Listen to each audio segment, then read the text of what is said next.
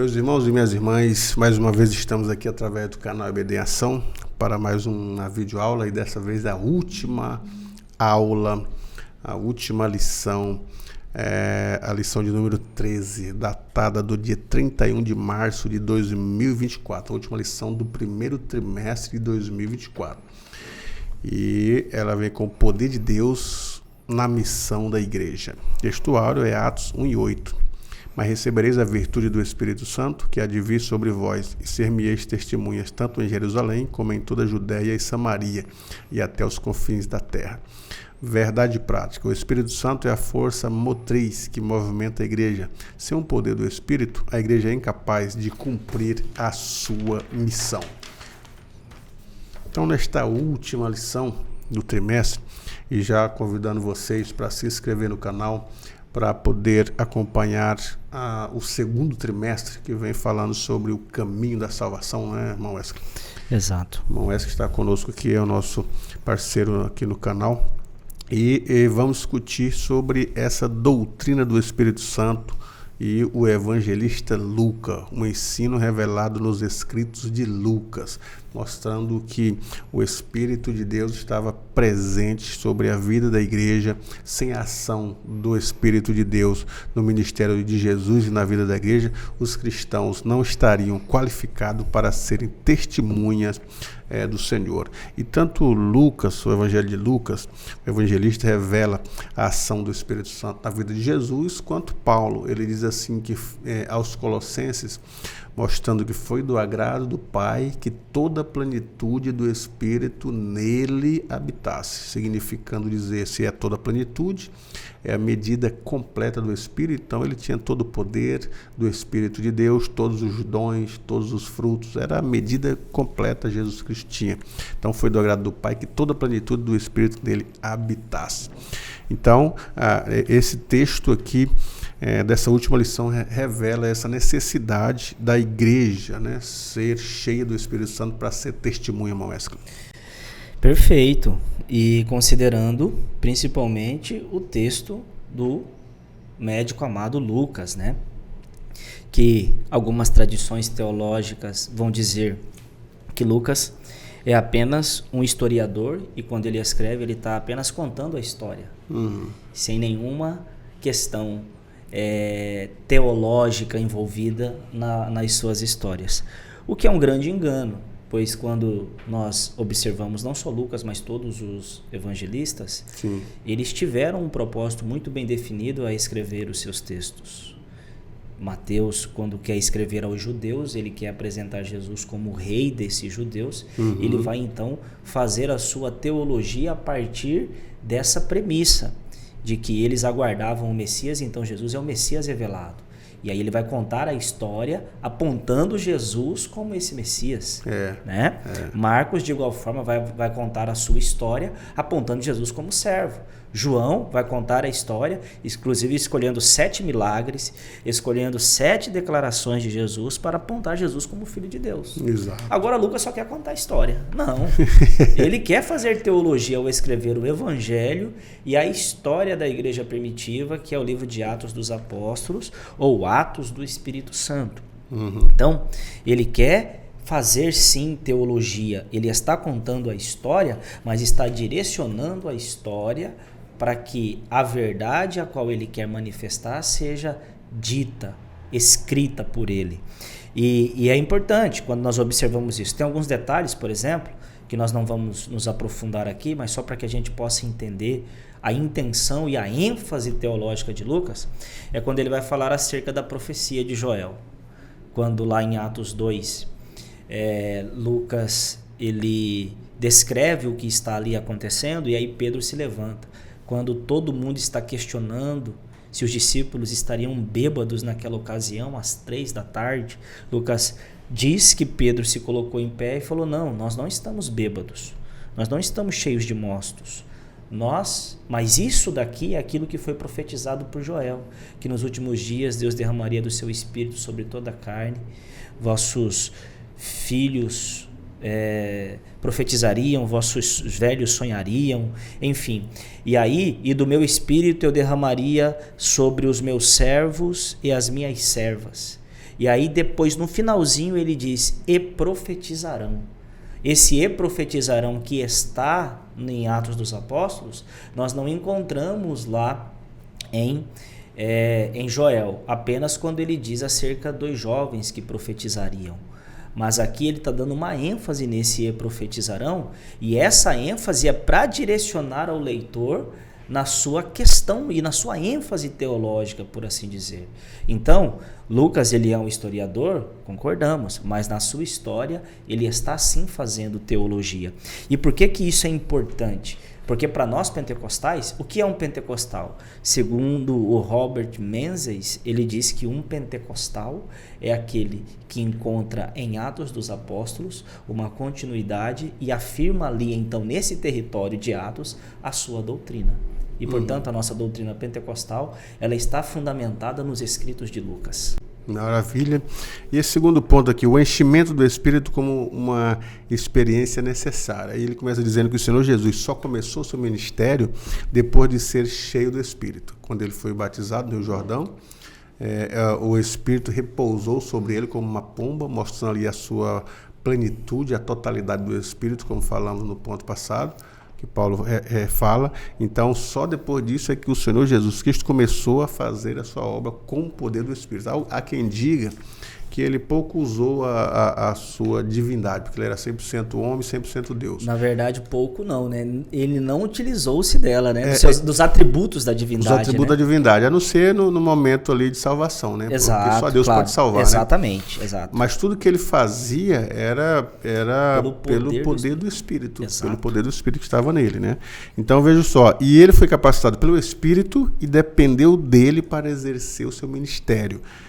Então, da mesma forma, a igreja só deveria iniciar o seu trabalho quando fosse revestida desse poder. Ele disse, ficar em Jerusalém até, não poderia sair. Ficar em Jerusalém até que seja revestido de poder. E o Espírito Santo aparece como uma necessidade, não uma opção. Tem pessoas que não querem ser batizadas, não querem ser cheia, mas ele não é uma opção, é uma necessidade, é uma prerrogativa para você fazer bem a obra de Deus, principalmente a obra evangelística, é o ser cheio do Espírito de Deus. Os diáconos, quando foram escolhidos, sempre vai dizer lá, Estevão, homem cheio de fé e de coragem e cheio do Espírito de Deus, né? Aí ide para todos eles, sempre cheios do Espírito de Deus. É uma prerrogativa para fazer a obra de Deus, ser cheio do Espírito Santo de Deus. Então, a gente vê que alguns pregadores até dizem assim, Jesus como homem sentiu fome, como Deus foi o pão da vida, como homem sentiu sede, como Deus... Não, ele só faz uso dos atributos divinos naquilo que a natureza humana é impossível fazer. Aí ele faz salvação, mas o restante dos milagres, multiplicações, tudo que ele fez, operações de maravilhas, sinais, através do poder do Espírito de Deus. Perfeito. Eu nem sei se tem mais alguma coisa a dizer sobre esse ponto, mas isso às vezes causa muita estranheza. Por exemplo, nos cursos, né, de teologia, curso básico, até na graduação, as pessoas acham estranho quando nós dizemos que Cristo, quando ele fez o que fez, ele não fez com o seu próprio poder, mas no poder do Espírito Santo. E as Escrituras é clara nesse ponto. Por exemplo, quando Jesus ele inicia o seu ministério, é após ele receber o Espírito Santo ali no Rio Jordão, e depois ele vai para a sinagoga e diz, o Espírito do Senhor é sobre mim, pois que me ungiu. Exato. E após citar o texto de Isaías, ele diz, hoje se cumpriu essa profecia em vosso meio. Pedro, quando está relatando o que Jesus fez em Atos 10, 38, lá na casa de Cornélio, ele diz, né? Deus ungiu a Jesus de Nazaré, o qual andou fazendo... Deus ungiu a Jesus de Nazaré com o Espírito Santo, o qual andou fazendo bem e curando todos os oprimidos do diabo. Ou seja, o que ele fez curando os oprimidos do diabo, andou fazendo bem, é em decorrência de ter sido ungido e cheio do Espírito Santo. Sim. Então, o que ele fez no poder do Espírito Santo. Quando os discípulos estavam arrazoando entre si, e ele então entende que ali eles estão cochichando acerca de alguma coisa, não é a onisciência propriamente de Jesus que entendeu aquilo. É o Espírito que lhe revelou. É o Espírito que lhe revelou. Porque se Jesus disse que daquele dia hora ninguém sabe, o Filho que era ele, nem os anjos do céu, mas unicamente meu Pai, significa dizer que naquela condição humana ele não tinha ou não usufruía da onisciência. Porque se ser onisciente é um ser que sabe todas as coisas. Se você não sabe uma única coisa, você já não é onisciente. Mas essa é uma demonstração de que na condição humana, ele, quando sabia alguma coisa que era além da capacidade humana de saber, ele o sabia pelo Espírito Santo. Quando, por exemplo, ele está crescendo, a Bíblia diz que ele cresce em graça, em sabedoria, em conhecimento. Só cresce em graça, só cresce em sabedoria quem tem carência de sabedoria, né? E, por exemplo, o checkmate, né, dessa situação toda é quando Jesus vai expulsar demônio. E aí, quando ele expulsa demônio, as pessoas lá dizem que ele está expulsando pelo espírito de Belzebu. Exatamente. E aí ele pega e fala que a blasfêmia contra o Filho é perdoada, mas contra o Espírito Santo não. Se eles estavam blasfemando contra o Espírito Santo porque Jesus estava expulsando o demônio, Jesus estava expulsando com o poder de quem? Exatamente, do Espírito Santo, exatamente. E nesse terceiro ponto, o enchimento do Espírito como uma experiência concreta. Se por um lado Lucas apresenta o Espírito Santo como uma necessidade na vida da igreja, por outro ele mostra que o enchimento do Espírito ocorre como uma experiência concreta na vida do crente. Nesse sentido, o livro de Atos relata a experiência pentecostal como um acontecimento objetivo, não subjetivo. Ela não podia ser vista e ouvida.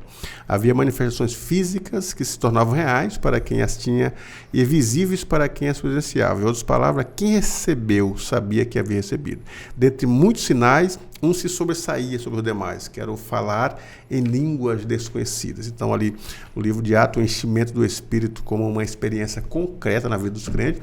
Eles receberam, além dos dons espirituais que estavam visíveis na vida das pessoas, receberam também o poder de Deus e ainda o falar em línguas desconhecidas. Aí a gente não vai aqui debater sobre a xinolalia, a glossolalia, né? A glossolalia, mas dizer que os pentecostais creem na evidência do batismo com o Espírito Santo e aqui a evidência do batismo com o Espírito Santo é o falar em línguas, ser cheios e falar em línguas, né, irmão? Esse enchimento do Espírito Santo, ele sempre estava atrelado a alguma coisa que envolvia fala. E isso não é uma prerrogativa do Novo Testamento.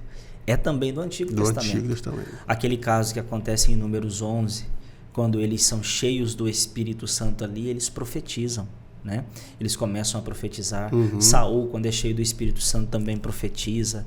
Enfim, quando a gente vai para o Novo Testamento, Lucas, que quer enfatizar o enchimento do Espírito Santo, ele sempre vai atrelar esse enchimento também a algum sinal na fala. E até então se utilizava a palavra profetizar. E profetizou Isabel, Zacarias. Quando Lucas fala que eles estavam cheios do Espírito Santo, eles falaram alguma coisa, eles profetizaram alguma coisa. E essa mesma prerrogativa segue em Lucas até chegar em Atos 2. Atos 2, quando eles foram cheios, eles começaram a falar em outras línguas conforme o Espírito lhes concedia que falasse. Entendendo, então, que Lucas estava dando uma marca para esse enchimento, uma evidência para o enchimento, que no caso é o falar em línguas. E isso não parou ali em Atos 2. Em Atos 8, em Atos 19, em Atos 10, todos os enchimentos do Espírito Santo envolveram algo na fala, que identificava ou que era a evidência desse enchimento. É por isso que o enchimento ele promove uma experiência, e essa experiência na fala. Essa experiência de falar, de profetizar, de falar em outras línguas. Nós, pentecostais, nós acreditamos que o batismo do Espírito Santo ele tem um sinal visível. O sinal visível do batismo é o falar em outras línguas. Isso, a doutrina pentecostal clássica é o quarto ponto, né, que é a evidência física inicial do batismo com o Espírito Santo. E porque a gente tem em Atos, falaram que todos experimentaram esse fenômeno. Todos começaram a falar em outras línguas.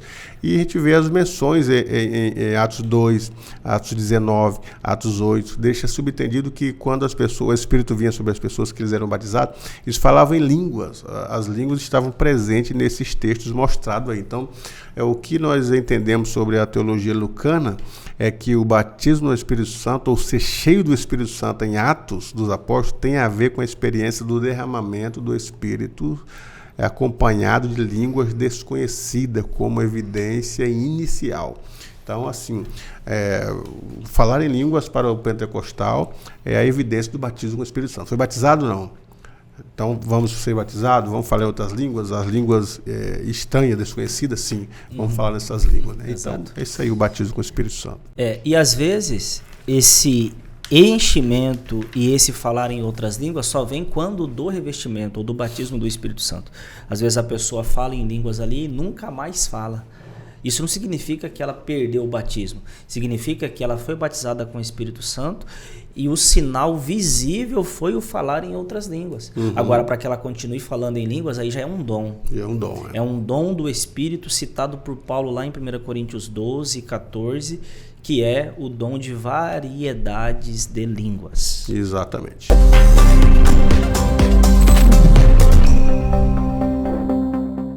Nesse segundo tópico, o Espírito Santo capacitando as testemunhas. No livro de Atos é possível perceber o ensino da capacitação do Espírito Santo sob diferentes perspectivas. Primeiramente, o Espírito Santo capacita líderes para desempenhar uma obra. Nesse sentido, vemos o apóstolo Pedro sendo cheio do Espírito Santo, quando foi confrontado pelo sacerdote, o apóstolo Paulo, quando é cheio do Espírito Santo para resistir a Elimas, o mágico. Depois vemos também que não eram só as pessoas que faziam parte do colégio apostólico que eram cheias do Espírito Santo. Pessoas comuns também eram revestidos do poder do alto. Na verdade, o revestimento de poder é para toda a carne, né? Como já dizia o profeta Miqueias, né? Já dizia o profeta Joel 2,28, que o Espírito Santo derramaria sobre toda a carne, né? Toda a carne. E Pedro, ele concretiza isso, dizendo, essa promessa do derramamento, do encher do Espírito Santo, ou até dizer assim, do falar em línguas, porque também está dentro do conjunto, essa promessa de respeito a vós, os vossos filhos que estão longe, e a tantos quanto Deus nosso Senhor chamar. Quero ver como o sensacionista interpreta esse versículo aí. A gente vê essa capacitação das testemunhas. O poder de testemunhar é algo que é um envolvimento, um revestimento de poder. As testemunhas só eram testemunhas eficazes por causa do poder do Espírito Santo. E, portanto, nós podemos ver o Espírito capacitando essas testemunhas, que quando a gente observa o antes e depois do revestimento, o que acontece antes do revestimento?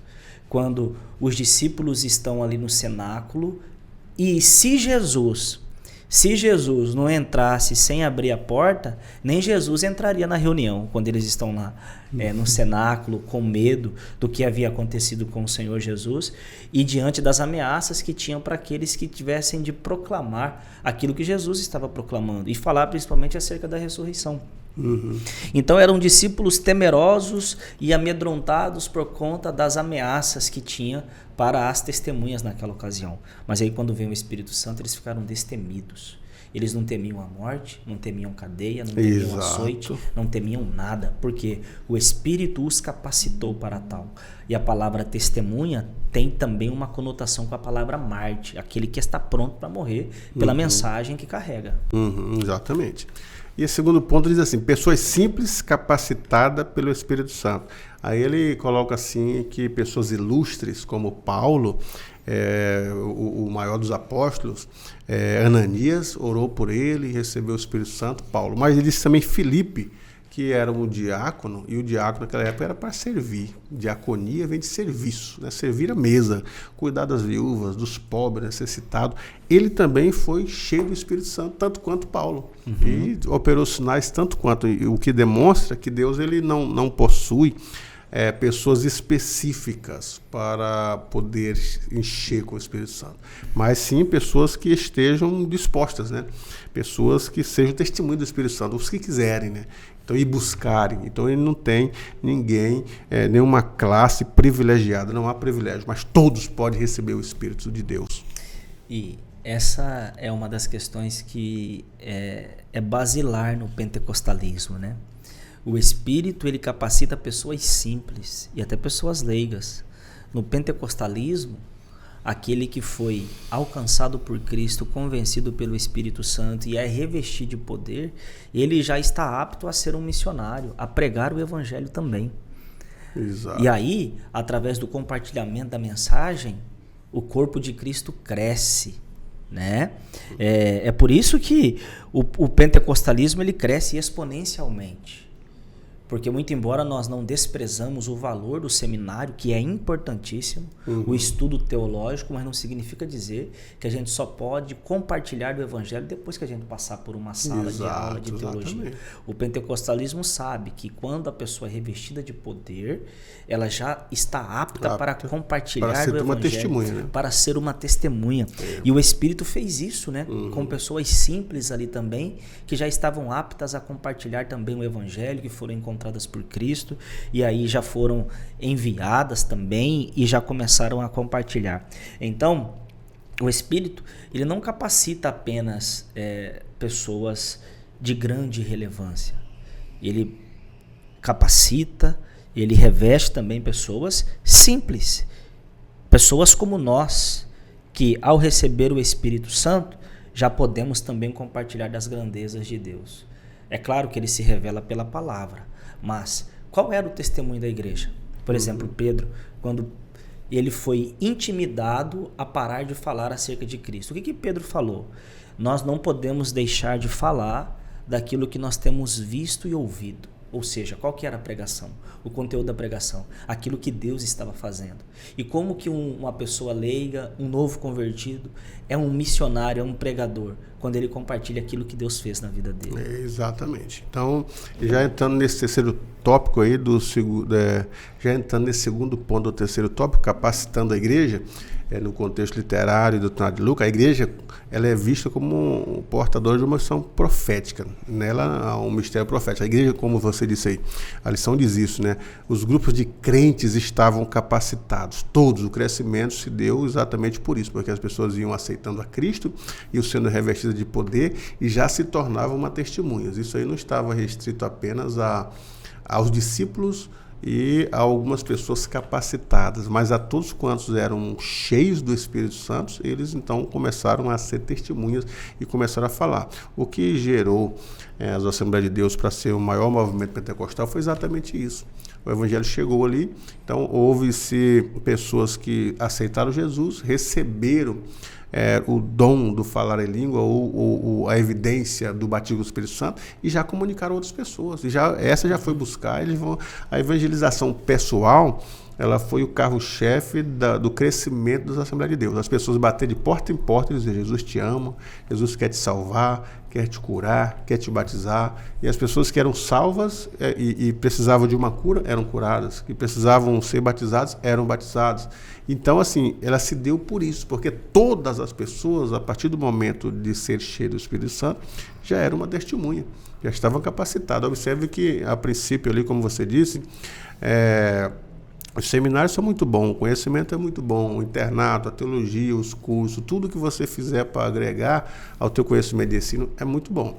Mas Jesus não disse: ficai no seminário até 4 anos, depois vocês vão para Jerusalém, para a Judéia, vão fazer um curso. Não, ele disse: ficar em Jerusalém até que seja revestido de poder. Exato. E então, perfeito. Os discípulos sim estavam com ele todos os dias, mas o restante da multidão não. Exato. Mas todas as quase 120 que receberam foram testemunhas, saíram. Exato. Não só os discípulos, mas saíram para testemunhar. Então isso gerou o maior movimento pentecostal do mundo, que as pessoas, aí o Paul Freixo tentando entender o movimento pentecostal, o sociólogo, todo mundo, mas não consegue entender que eles vão entrando nas raízes elementares da sociedade até as camadas mais altas e todas as pessoas sendo convertidas, recebendo, sendo cheias. Esse é o movimento pentecostal. Exato. Eu estou até com receio de falar, porque o senhor já foi muito assertivo aí, eu não quero estragar o que o senhor já disse. Eu só quero fazer aqui um adendo. O pastor Silas Daniel escreveu um livro, Batismo com o Espírito Santo e a Evidência no Falar em Línguas, onde ele trabalha os 3 ofícios de Cristo: o rei, o reinado, o sacerdócio e o profeta, né? Rei, sacerdote e profeta. E aí ele considera o pentecostalismo como que se ele houvesse resgatado o profetismo de todos os crentes. A Reforma Protestante nos legou o sacerdócio real de todos os crentes, e o pentecostalismo vem com o profetismo de todos os crentes, ou seja, todo cristão que recebeu o Espírito Santo, ele pode ser um profeta e proclamar a palavra. Proclamar a palavra de Deus. Muito bem.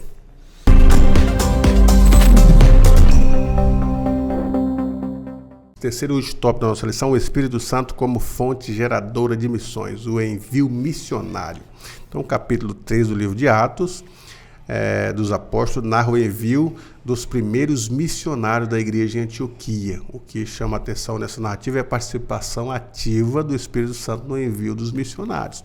Nesse texto, Lucas menciona que havia alguns profetas na igreja de Antioquia, alguns doutores, e é bem possível que essa observação do autor, a participação do Espírito Santo, na separação de Paulo e Barnabé, na primeira viagem, Lucas mostra que, por intermédio dos dons do Espírito, 2 obreiros foram separados para uma grande obra de maneira clara e audível. Então, o foco do evangelismo é que o Espírito Santo é a fonte geradora de missões, pois é ele quem vocaciona e envia. É por isso que muitas vezes muitas missões não dão certo, porque os camaradas focam só no curso. Entendeu? Faz o curso e ele vai estudar cultura, estuda língua, estuda o país, mas ele não foca na ação do Espírito Santo, no dom do Espírito Santo. Pode observar que o texto diz assim, texto de Atos 13, fala assim que em Antioquia havia vários doutores. Antioquia era uma igreja muito poderosa, muitos doutores da lei, mas o Espírito disse assim: separai-me a Barnabé e a Paulo e a Saulo. Então, para uma obra